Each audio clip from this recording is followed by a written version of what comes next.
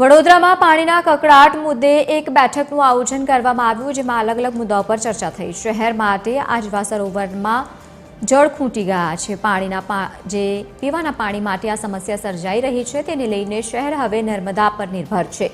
નર્મદા નદીનું પાણી લેવાનો પાલિકાનો નિર્ણય સામે આવ્યો છે। પાલિકા નર્મદા નિગમ પાસેથી 30 MLD પાણી ખરીદશે। 1 મહિના માટે નર્મદા નિગમ પાસેથી પાણી ખરીદાશે।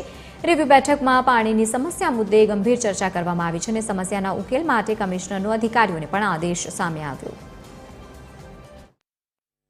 ખાસ કરીને ઈસ્ટ ઝોનમાં 2 વોર્ડ્સ અને નોર્થ ઝોનમાં 1 વોર્ડમાં જે સમસ્યાઓ વધી રહ્યા છે, એક લો પ્રેશરનો અને થોડું ઘણું ઇસ્યુઝમાં કન્ટામિનેશન ઇસ્યુઝ અને પૂરતું પાણી પહોંચાડવાની જવાબદારી જે હતી એ બધાની ઉપર ડિસ્કશન સવારથી ચાલ્યું હતું। સાથે સાથે જે ઇલીગલ કનેક્શન્સ અને ઇલીગલ વોટર્સથી લોકો પાણી ચોરી કરી રહ્યા છે, એના ઉપર પણ સતત કાર્યવાહી કરવા માટે આજે ચર્ચા કરવામાં આવી અને અમુક અમારે એમાં પણ ધ્યાનમાં આવ્યું છે કે બિનજરૂરી લોકો જે એમની પોતાની જવાબદારી છે એ છોડીને કોર્પોરેશનનું ટેન્કર્સ મંગાવવાનું પણ કામગીરી શરૂ કરી છે, એ પણ અમારા ધ્યાનમાં આવી છે। એના ઉપર સતત કાર્યવાહી કરવા માટે કડક કાર્યવાહી કરવા માટે પણ પાણી પુરવઠા ડિપાર્ટમેન્ટ